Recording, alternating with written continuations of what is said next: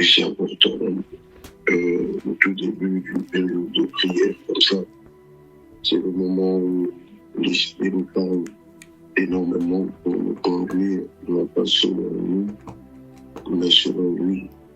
Et parce que chacun a sa vie, chacun a sa destinée, chacun, comme il est écrit, le salut est individuel, c'est que Dieu voit en nous. Eh ben, peut-être que nous-mêmes, on n'a peut-être pas la même vision pour nous-mêmes. Il y a tellement de choses qui désirent changer. Il y a tellement de choses qui désirent faire, qui désirent parler, et nous parler, nous révéler beaucoup de choses. Et au tout début d'une période de jeûne comme ça, c'est maintenant que l'homme s'humilie. On ne claque pas la porte au nom du Saint-Esprit. Ne fait surtout pas ça et ne se concentre pas seulement sur le côté charnel. C'est-à-dire, ce que je ne conseille pas, c'est que la chair prenne au-dessus et que la chair contrôle mes prières par rapport à mes envies, par rapport à mes désirs. Et ça, c'est quelque chose ça n'apporte absolument rien après la période de jeûne. Mais le plus important pour nous, c'est d'ouvrir le cœur et de laisser Dieu au tout début, comme ça, prendre par la main et nous révéler des choses et nous donner, lui, des sujets de prière là où il veut qu'on puisse partir, justement. Il est écrit dans la parole de Dieu, comme nous savons quoi demander, le Saint-Esprit intercède par des soupirs inexprimables. Il est écrit parce que lui connaît la pensée de Dieu, lui connaît la volonté de Dieu. Alors au tout début d'une période de prière, et nous avons 3 semaines devant nous, au tout début comme ça, c'est le Saint-Esprit qui descend, et c'est le Saint-Esprit qui me convainc d'un certain nombre de choses, qui me prend par la main, qui me guide personnellement, et je sais comment faire, et je sais où aller, je sais comment prier par la grâce de Dieu. Et je ne ferme pas la porte à l'esprit pour me concentrer que sur mes besoins égoïstes, mais je laisse le Saint-Esprit me guider et j'ouvre la porte à l'esprit pour que l'esprit puisse vraiment transformer, changer mon cœur, changer ma vie. Il a des objectifs à atteindre, comme je l'ai dit, le premier et le dernier dimanche de l'année passée, et le premier dimanche de cette année, que chaque année, Dieu a des objectifs à atteindre dans la vie d'une personne, surtout quand cette personne a été ciblée par Dieu, même si je ne vois pas, même si je ne le sens pas très souvent. C'est le Matthieu vu qui contrôle notre spiritualité, et Dieu l'a reproché d'ailleurs à Thomas en lui disant heureux ceux qui croient sans avoir vu, parce que la foi c'est la force d'un chrétien, même s'il ne voit rien avec ses yeux physiques, il sait que spirituellement il avance vers une direction quand on ne ferme pas la porte au Saint-Esprit. Et les premiers jours de jeûne, ce sont les premiers jours où on s'humilie devant Dieu, où la posture, la position, tout ça compte devant Dieu, et on ne va pas tirer Dieu vers notre direction en insistant, en disant un certain nombre de choses, mais on laisse le Saint-Esprit lui nous guider parce qu'il voit ce que tu vois pas. Et c'est ça le plus important pour nous pendant les 2 premiers jours de jeûne, et après tout sera beaucoup plus fluide. Alors notre thème, c'est le premier verset qu'on avait donné hier, c'est justement, il est écrit, on avait vu dans Luc 3, dans Luc chapitre 3, le verset 22, il est écrit, le verset 21, pardon, il est écrit, comme tout le peuple était baptisé, Jésus aussi fut baptisé. Pendant qu'il priait, le ciel s'ouvrit et le Saint-Esprit descendu sur lui sous une forme corporelle comme une colombe. Ouais, le ciel s'ouvrit, on avait mis l'accent là-dessus et on n'a pas encore fini sur cet enseignement. Ce soir en ligne, on n'a qu'une heure, c'est pas possible, il faut prier. Je continuerai demain, dimanche, pour expliquer ce phénomène, cette expression, le geste d'amour que le Père a fait pour nous, la main qui nous a tendu. Et on avait dit c'est beaucoup plus fluide, c'est beaucoup plus facile si je vis vraiment, je prie et que le ciel est derrière moi.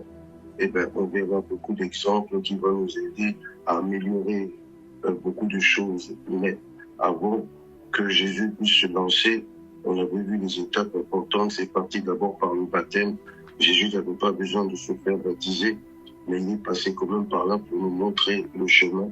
Et le baptême, c'est très important. Le baptême des gens, on parle du baptême la repentance, ce baptême qui a purifié, ce baptême qui a purifié toutes ces personnes avant de recevoir la puissance du Saint-Esprit.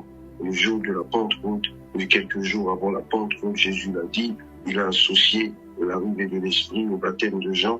Il va rappeler à ses disciples ce qui s'est passé quand il a commencé sa mission, en disant, Jean vous a baptisé d'eau, l'eau, ce qui purifie, qui sanctifie. Et lorsque vous êtes sanctifié et purifié par Dieu, Dieu ne se limite pas à purifier seulement la chair, il va purifier le caractère, il va purifier le comportement, il va purifier tellement de choses parce que la gloire qu'on reçoit après, Dieu a prédestiné chaque personne pour quelque chose. Et Dieu, comme je l'ai dit hier, en tant que le potier, il a l'argile entre ses mains et l'argile c'est toi et moi. Et Dieu est en train de dessiner, Dieu est en train de faire quelque chose et c'est l'argile qui est tout simplement entre les mains du potier qui est l'Éternel notre Dieu. Et Dieu est en train justement de faire l'ouvrage. C'est important. La forme qu'il veut dans ta vie. Et il voit ce que tu ne vois pas. Alors, c'est compliqué dans le monde d'aujourd'hui de pouvoir faire les choses librement. C'est pour cela que j'encourage, comme je l'ai dit, à la fermeté, parce que nous vivons dans un monde où on ne va pas nous laisser faire cela tranquillement. Même si on le fait, mais on se fait quand même avoir, Satan tente quand même, parce que comme on a vu hier, on a souligné, il a tenté Jésus, et il est parti jusqu'à un moment favorable. Donc il sait nous observer, il sait comment ça se passe, pour empêcher ce genre de choses, ce genre de processus, ce genre de choses prospérer dans nos vies. Il va tout faire pour nous barrer la route dans beaucoup de choses, comme je l'ai dit, lorsque vous êtes vraiment dans la présence du Seigneur, comme c'est le cas aujourd'hui pour certaines personnes, tu sens que il y a une autre force, il y a quelque chose d'autre dans le monde qui n'a rien à voir avec ce que tu dégages, qui n'a rien à voir avec ce que tu vis, ce qu'il y a dans ta vie, ce qu'il y a dans ton cœur. Et quand Dieu t'emmène encore plus loin dans un autre monde, et lorsque tu redescends sur la terre, tu sens vraiment la lourdeur du diable, tu sens vraiment la lourdeur des démons, que l'atmosphère est totalement et complètement polluée. Alors, on va lire deux versets, très vite. Éphésiens, écrivez chapitre 2. Éphésiens chapitre 2. À partir du premier verset, les deux premiers versets, 1 à 2. Il est écrit, quant à vous, vous étiez morts à cause de vos fautes et de vos péchés, que vous pratiquiez autrefois conformément à la façon de vivre de ce monde, conformément au prince de la puissance de l'air. C'est ça, souligne bien ça. Le prince de la puissance de l'air, l'esprit qui est actuellement à l'œuvre parmi les hommes rebelles. Le prince de la puissance de l'air. Vous voyez, on a vu hier, première opposition, le Seigneur se trouvait à Nazareth. C'était quelque chose d'incroyable ce qui s'est produit ce jour-là.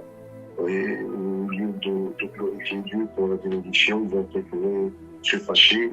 Et quand Jésus a annoncé que tout allait changer, il a annoncé une nouvelle ère. Il allait guérir, il allait délivrer, il allait bénir.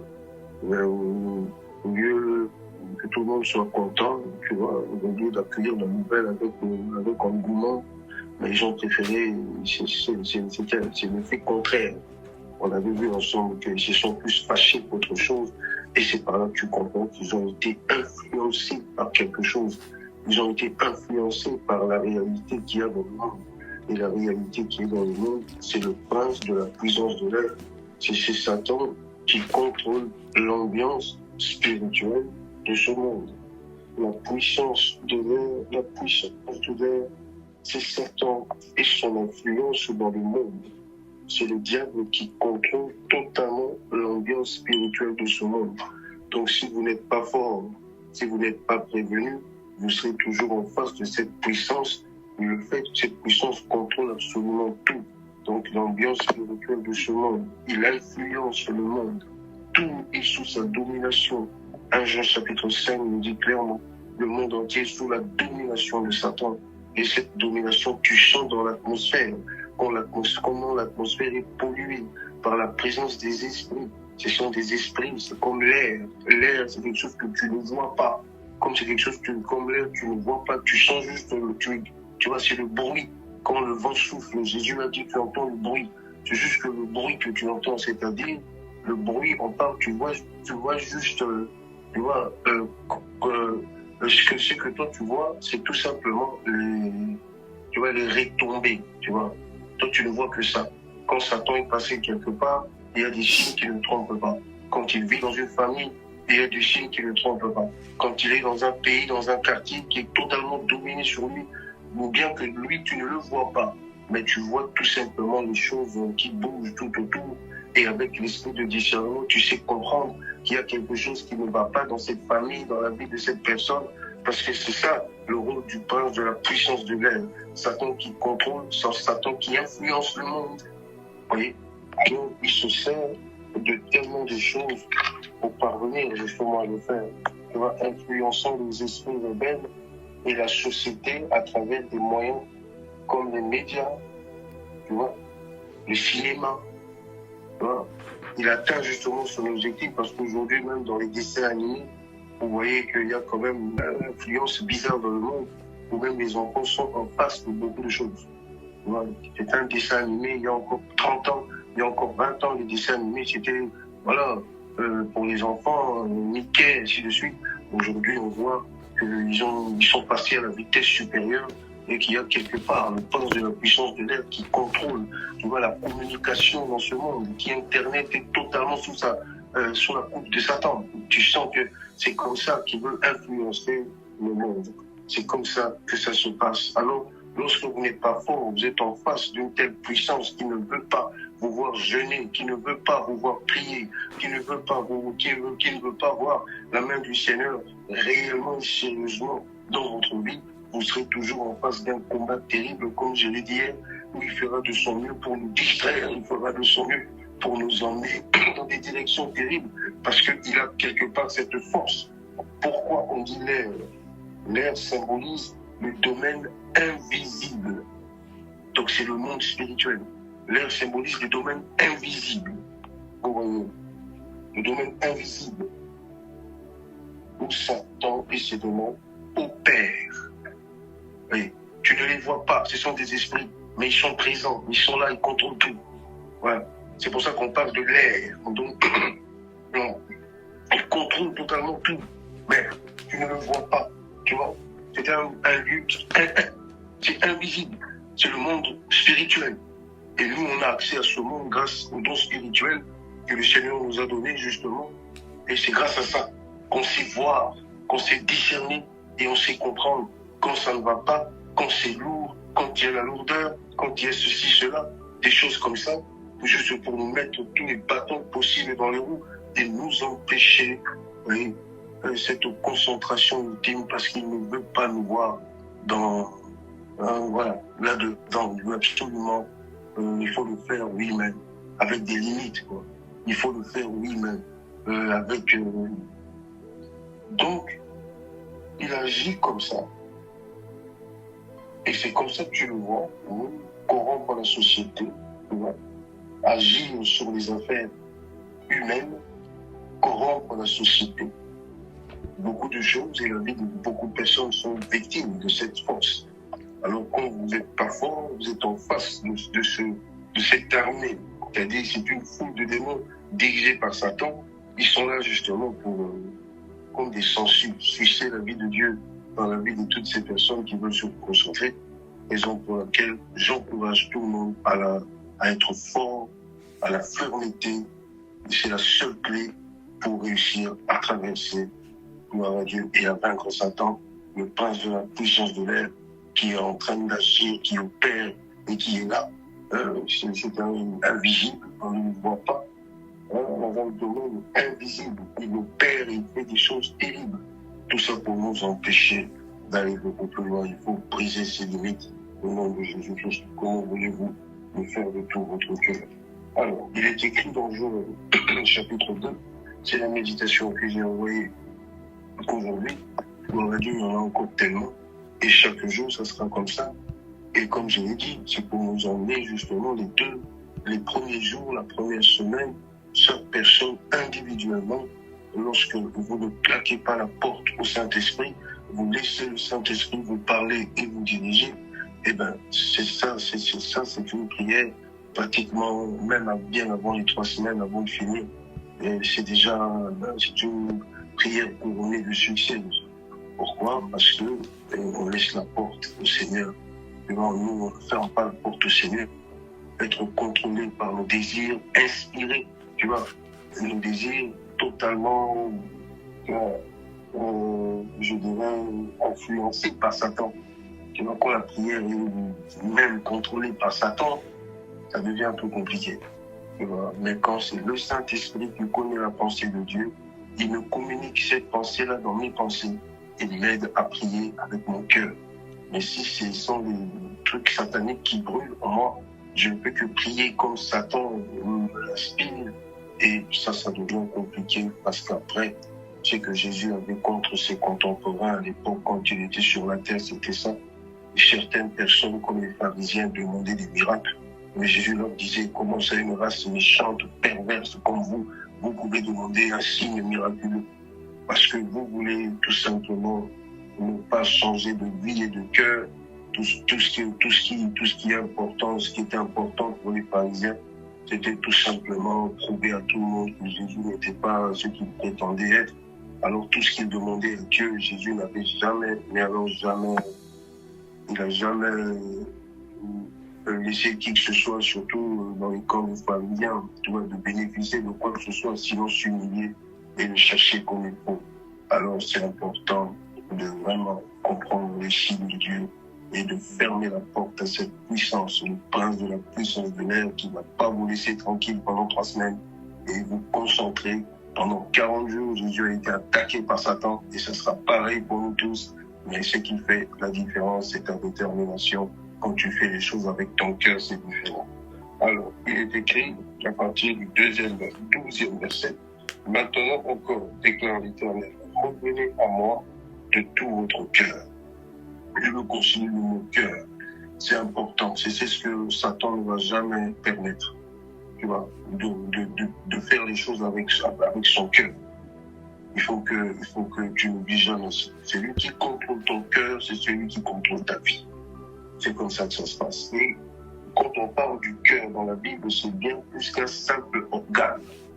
C'est pour ça que Dieu dit, quand tu fais les choses, c'est mieux de faire avec ton cœur. Parce qu'on est là entouré de beaucoup de choses, toute la journée, beaucoup de réalités. Mais tu vois que là, à un moment, il faut aller au-delà de ces choses-là et se concentrer. Pour ceux qui travaillent, pour ceux qui vont dans des activités, tout ça, ça ne nous empêche pas de prier et d'être concentrés. Et ben encore moins ceux qui sont à la maison, ça c'est encore mieux. Parce que là, je ne laisse rien briser cette concentration. Parce que j'ai un objectif, c'est important. Quand tu fais quelque chose avec ton cœur, même dans la vie de tous les jours, quand tu aimes quelque chose, quand tu aimes une personne, tu te donnes à 100%. Tu fais les choses à 100%. Mais très souvent, Dieu voit ce qui se passe en nous. Dieu comprend, Dieu sait voir. Il est le seul qui sonde le cœur et les reins. Et c'est bien plus que, tu vois, un simple organe. Le cœur, s'il faut définir ça bibliquement et comprendre la suite de la lecture avant de tenir, c'est important. Parce que c'est ce que Dieu ne regarde pas, tu vois, aux apparences. Mais Dieu regarde le cœur, c'est important. Et la meilleure manière, tu vois, la meilleure manière de prier avec efficacité, c'est très important. Il a dit à Samuel à l'époque, l'homme même c'est qui frappe aux yeux, tu vois. La surface, quand la surface, quand on blanchit la surface alors que le cœur est mauvais, c'est quelque chose qui ne compte pas dans la présence du Seigneur. On peut gêner avec cette position-là. Ça sert à rien. Si Dieu me reproche ma colère, si Dieu me reproche ma jalousie, si Dieu me reproche beaucoup de choses comme ça, et que moi je ferme la porte à l'esprit, et je ne veux surtout pas comprendre qu'il y a certaines choses qui sortent de ma bouche qui sont pas bien, que je dois changer, je suis tout simplement en train de me mettre hors jeu. Et je veux prier pour beaucoup de choses. Le ciel restera fermé, parce que quand le ciel s'ouvre, c'est quand un homme s'humilie, c'est quand un homme cherche avant tout la volonté de Dieu et il fait des choses avec son cœur. Il ne fait pas les choses parce qu'il faut le faire, parce que le pasteur a dit, parce que ceci, cela. Non, il cherche Dieu de tout son cœur. Quelle opportunité qu'on a tous pendant 3 semaines de rester dans sa présence et de le chercher. Il sait que Dieu attend de nous ce qu'on le fasse avec le cœur. Non pas avec la bouche ou la tête, mais avec le cœur. Oui. Alors aussi, il faut définir le cœur bibliquement.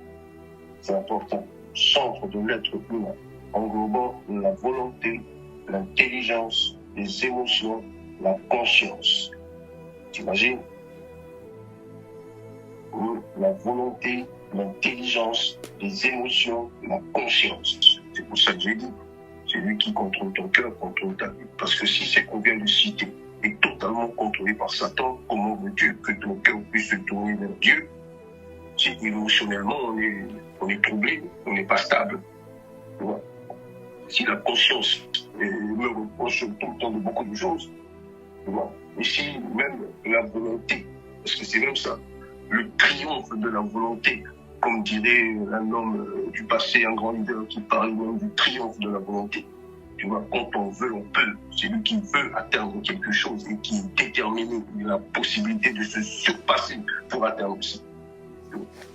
Se surpasser devient facile pour lui parce qu'il a un mental de champion. Il a un mental de guerrier.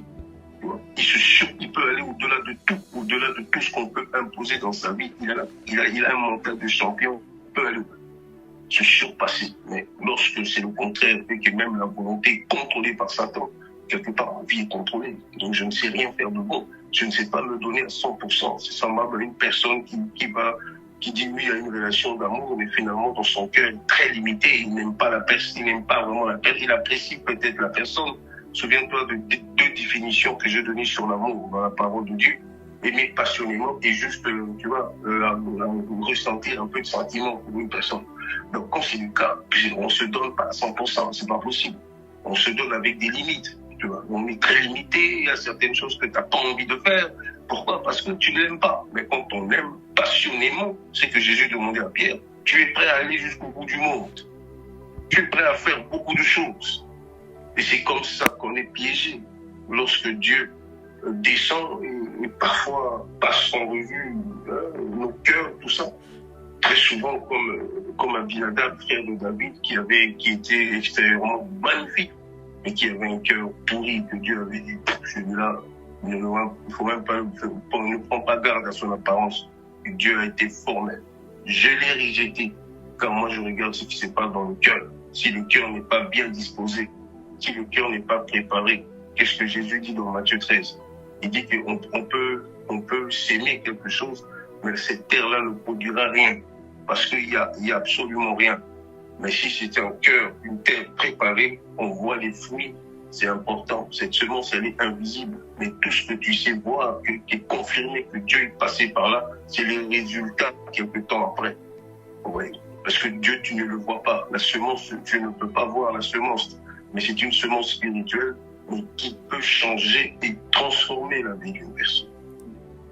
Tu ne vois que des résultats après. Tu ne vois que la main de Dieu qui a agi après. Mais comment, tu ne sais pas expliquer, c'est un mystère. Mais c'est parti de rien. C'est parti de rien. On a vu le jour de la Pentecôte, il y avait que 120 personnes dans la chambre haute, mais aujourd'hui, on est des milliards. C'est parti de rien. C'est parti de zéro. Mais comment on peut confirmer que c'est réellement Dieu qui est derrière? C'est ce qui se passe aujourd'hui. Parce que sans Dieu, avec la persécution qu'ils ont connue là, aujourd'hui, on n'allait pas recevoir la Bible, l'évangile n'allait même pas nous atteindre. Ça fait tellement longtemps que l'évangile a été enterré avec les pierres et les gens et les Jacques. Mais si l'évangile a réussi à survivre, si l'évangile a réussi, malgré qu'ils sont décédés, tous ces pionniers là, mais qu'aujourd'hui, nous parlons de Jésus, c'est la preuve que Dieu est derrière. On n'a pas vu, on ne peut pas comprendre comment ça s'est passé, mais c'est les résultats qui comptent et les résultats confirment ce que Jésus avait dit, que vraiment, que c'est quelque chose qui vient de Dieu. Le conseil même que Gamaliel avait donné aux autres pharisiens, arrêtez de combattre ce mouvement, car ce mouvement, si ça ne vient pas de Dieu, ça va s'éteindre comme ça. Mais si ça vient de Dieu, personne ne réussira à le faire. Et aujourd'hui, c'est ce qui s'est passé. Donc quand il y a Dieu, c'est les résultats qui comptent. C'est très important. Mais il faut s'investir à 200%. Il faut comprendre les signes. Il faut comprendre beaucoup de choses. Mais le prince de la puissance de l'air est là justement pour limiter notre accès à tout ça. Pour que ça soit pas total, ça doit être partiellement. Et j'encourage toute personne vraiment de se donner à 100%. C'est très important et de ne pas laisser la porte ouverte, même une porte entrouverte au prince de la puissance de l'air, avec ses esprits, ses démons. Ils sont là pour contrôler, pour influencer, pour faire toutes ces choses et limiter notre accès. Impossible de faire quelque chose avec son cœur si Satan est quelque part autour de nous. Il y aura toujours quelque chose qui va attirer mon attention vers quelque chose qui n'a rien à voir.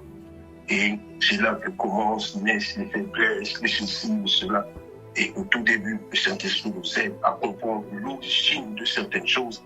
Et si je ne lui ferme pas la porte et je le laisse me parler, me convaincre, ça c'est une réussite totale parce qu'au début, on s'humilie, on recherche sa miséricorde, on recherche sa direction. C'est très important. Et ça, c'est ce qui se passe justement dans la vie d'un enfant de Dieu. Donc, si la volonté, intelligence, émotion, conscience est contrôlée par Satan, il ne reste plus rien pour toi. Alors, selon la Bible, le cœur, c'est quoi? Le lieu où l'on rencontre Dieu. Parce que Satan sait, si tu fais les choses avec ton cœur, c'est très important. C'est le lieu où l'on rencontre Dieu. Raison pour laquelle il y a beaucoup de combats dans le cœur d'un enfant de Dieu. Beaucoup trop de combats. Parce que c'est là-bas, le jour où tu as croisé Jésus, c'est là-bas que l'on rencontre Dieu. C'est pour ça que c'est un enjeu terrible pour Satan, pour les ténèbres. Il ne faut pas laisser totalement le cœur d'une personne libre. Il faut tout faire pour que le cœur soit quand même partiellement contrôlé par Satan, bien qu'il a quand même donné sa vie à Jésus. Mais tu sens qu'il y a quand même des choses qui doivent absolument quitter ce cœur-là. Voilà pourquoi on a commencé par le baptême de la repentance, qui est un changement d'attitude, où les gens devaient changer d'attitude avant de recevoir la puissance du Saint-Esprit. C'est important. C'est le lieu de l'expérience spirituelle, de la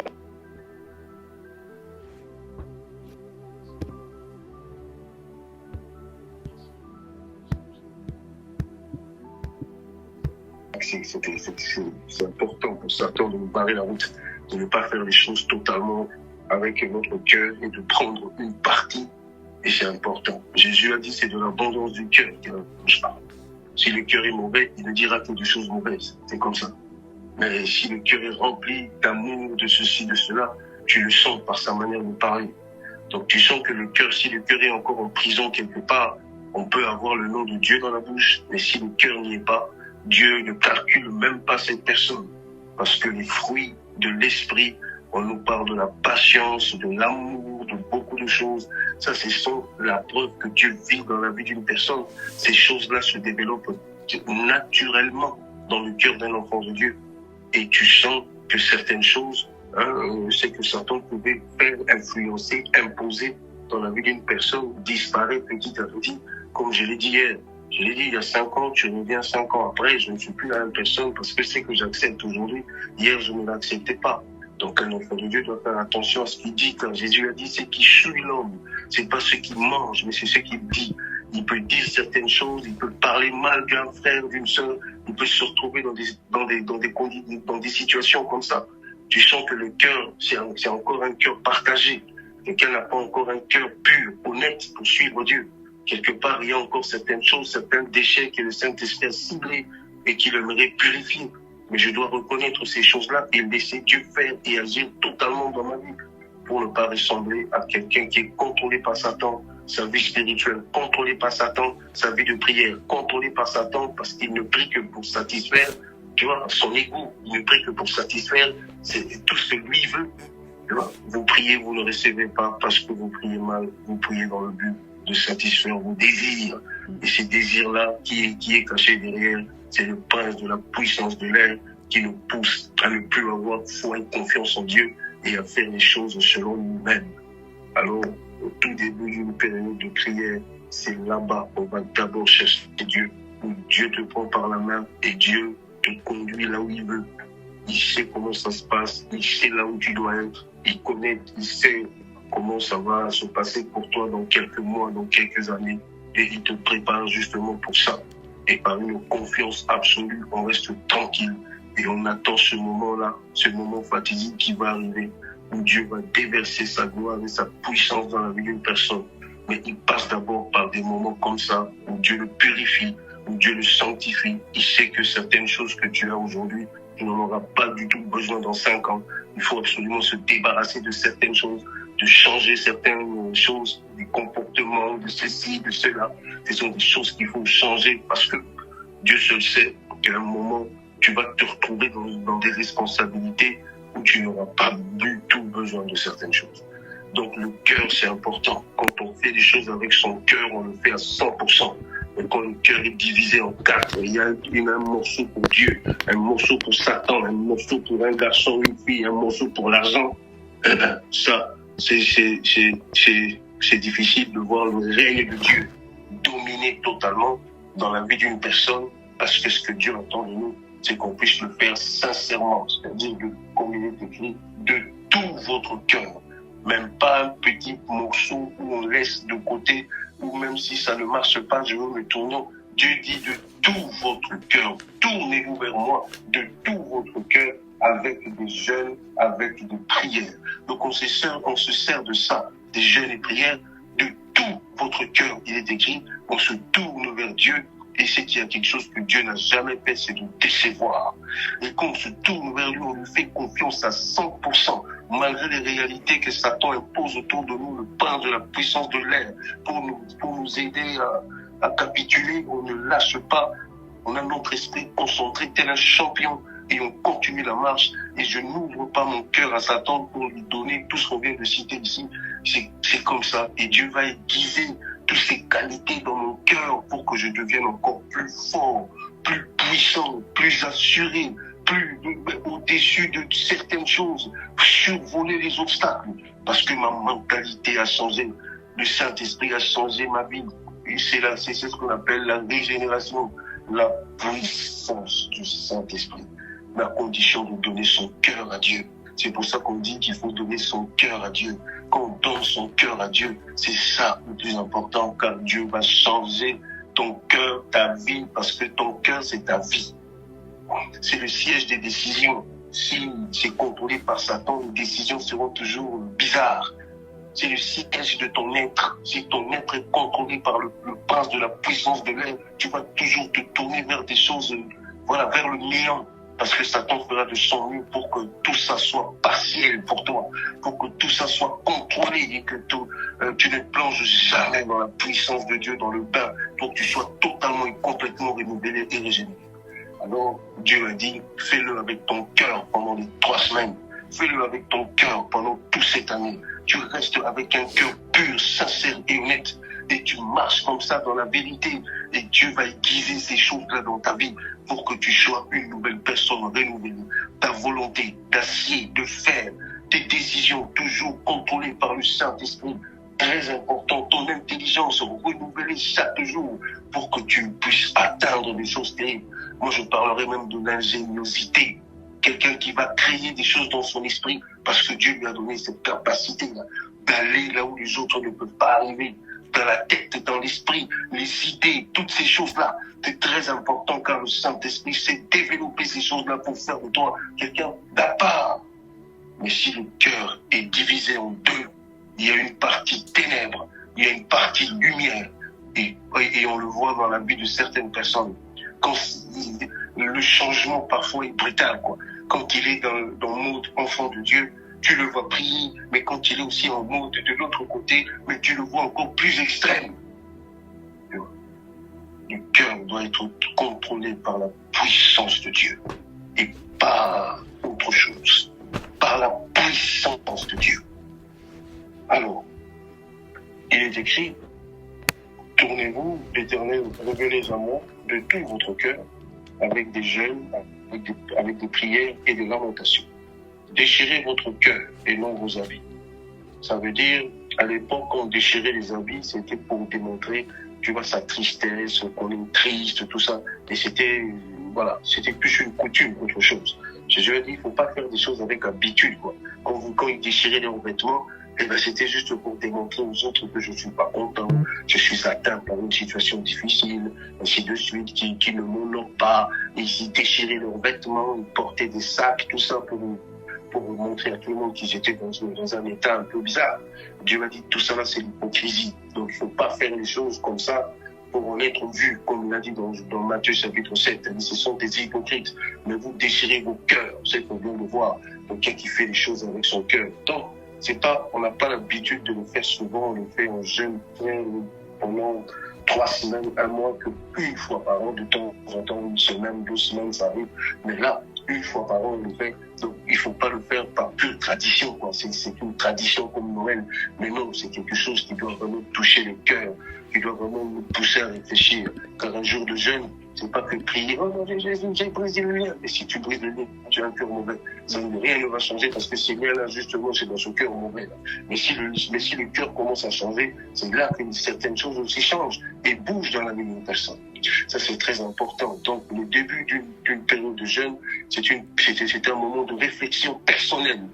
C'est un moment de méditation personnelle. Quelqu'un qui réfléchit sur sa vie, qui réfléchit tout. Et je ne ferme pas la porte à l'esprit, parce que c'est lui qui vient justement m'inspirer ces pensées-là, m'inspirer tout ce qui se passe là. C'est comme ça que Jésus a été conduit par l'esprit dans le désert pour être tenté. Et on avait mis l'accent sur ça. Être conduit par l'esprit, c'est très important. Donc, pas faire les choses comme une tradition. On jeûne tous les mois de janvier. Non. Mais le faire avec son cœur profondément et fermer la porte au prince de la puissance de l'air. C'est lui qui va me ramener des pensées un peu bizarres dans mon cœur pour m'aider à me déconcentrer complètement et totalement. Il est écrit dans la parole de Dieu, déchirez votre cœur, 13, et non vos habits, revenez à l'Éternel, votre Dieu, car il fait grâce. Il est rempli de compassion, lent à la colère et riche en bonté. Il regrette le mal qu'il envoie. Qui sait, peut-être regrettera-t-il encore et laissera-t-il après lui la bénédiction des offrandes végétales et liquides pour l'Éternel, votre Dieu. Sonnez de la trompette dans Sion, proclamez un jeûne, une assemblée solennelle, rassembler le peuple, former une sainte réunion, rassembler les vieillards, rassembler les enfants, même les nourrissons, que les jeunes mariés sortent de son foyer et la jeune mariée de sa chambre, contre les portiques, et l'autel, les prêtres pleurent, les serviteurs de l'Éternel qui disent, Éternel, épargne ton peuple, n'expose pas ton héritage à l'insulte, aux moqueries des nations. Pourquoi dira-t-on parmi les peuples, où est leur Dieu? Parole du Seigneur. C'était à l'époque du jeûne.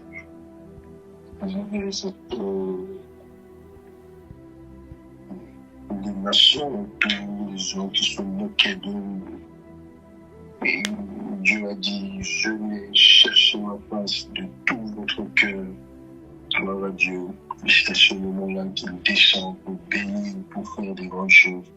Et le ciel s'ouvre. Et donc, n'oublie pas, gloire à Dieu, de faire avec ton cœur et de fermer la porte au prince de la puissance de l'air, qui ne viennent pas contrôler tes prières, tes journées, qui ne viennent pas contrôler ces choses. Au nom de Jésus-Christ, il faut que tu sois libre de prier, libre de plonger dans cet océan d'amour, libre d'aller tellement loin. Au nom de Jésus-Christ, dans ta vie, tu as besoin de cela. Et c'est ma prière pour toi dans le nom de Jésus-Christ, que Dieu lui-même comprenne le contrôle de toutes choses. Dieu ne partage pas sa gloire avec qui que ce soit. Il ne le fait pas. Dieu est Dieu. Et tout ce qu'il fait pour nous, gloire à Dieu, il ne veut pas que quelqu'un d'autre vienne te dire un jour, c'est grâce à moi, encore moins Satan. Dieu ne veut pas partager sa gloire avec qui que ce soit. C'est pour ça qu'il veut qu'il soit. Et c'est le seul qui doit vivre et régner dans ton cœur, dans ta vie. Le seul qui doit régner dans ta maison, partout. Seul, comme dirait le Seigneur, que ton règne vienne. Il n'y a pas de place pour 2 soleils au ciel. Il n'y a de place que pour un seul soleil. Et comme dans ma vie, exactement, c'est pareil, il n'y a pas de place pour 2, car il est écrit, nul ne servira 2 maîtres à la fois. Il n'y a pas de place pour 2 soleils, il n'y a pas de place pour 2 rois dans ma vie. C'est le soleil la journée et la lune la nuit. C'est comme ça. Les deux, quand ils sont ensemble, on appelle ça éclipse. C'est un phénomène. Et c'est exactement dans nos vies. C'est pareil. Quand les deux sont ensemble dans le même cœur, il faut que un disparaisse. Et c'est comme ça. Et le choix est clair. Et nous voulons que le règne de Dieu soit vraiment une réalité au nom de Jésus, qu'il vienne et qu'il s'installe, qu'il prenne le contrôle, qu'il guide, qu'il règne. Et ça, toute ma vie. Au nom de Jésus-Christ, je n'ouvrirai plus jamais une seule porte au prince de la puissance de l'air qui contrôle absolument tout dans ce monde, l'ambiance spirituelle de ce monde, qui influence ce monde. Jamais, plus jamais. Tu vas prier avec moi au nom de Jésus avant d'avancer et d'aller et toucher à des choses exceptionnelles. On a besoin de ce moment seul à seul avec Dieu pour chercher Dieu de tout mon cœur. Il est écrit de tout votre cœur. Cherchez-le. Voilà, cherchez-le. Alléluia. On ne va pas faire comme une tradition à Noël. Cherchez-le. Il se manifestera. Il est là pour ça. Et il nous a attirés dans un désert pour qu'il puisse parler à nos cœurs. Dans le nom de Jésus-Christ, prions le Seigneur. Gloire à Dieu. Pendant cette année 2026, il y aura tellement de situations, il y aura tellement de choses. Il y aura besoin de puiser cette énergie. Et seul Dieu doit vivre et régner dans nos cœurs. Au nom de Jésus-Christ, alléluia. Prions le Seigneur pour que Dieu prenne le contrôle de tous les aspects de ta vie. Au nom puissant de Jésus-Christ, je prie le Seigneur pour que ce soit 3 semaines où Dieu va te révéler des choses cachées. 3 semaines où la voix de l'Éternel, il va te parler d'une manière ou d'une autre, c'est sûr. Mais il veut que tu sois attentif. Au nom de Jésus-Christ, il veut que tu puisses l'écouter, c'est important. Il veut que tu puisses te débarrasser de beaucoup de choses. Prie le Seigneur avec moi. Au nom de Jésus-Christ, alléluia.